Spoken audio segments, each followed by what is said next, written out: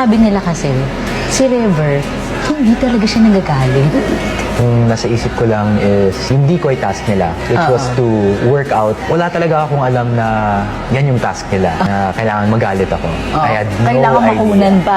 Came to a point na si Sai, parang showing signs na she was feeling weak. Fingers were starting to tumitigas na. It was the same symptoms that I saw the week prior when she fainted. And Donnie was her house guest.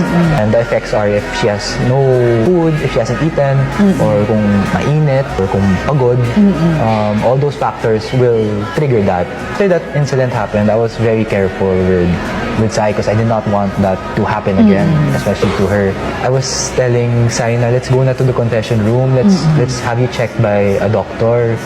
Pero ayaw pa rin ni na Shuvi, and they were all going against me. Yes. So napaisip rin talaga ako kung tama ba yung nasa puso ko. I just decided to, you know what, I'll just stick to whatever's in my heart at I'll fight for Sai.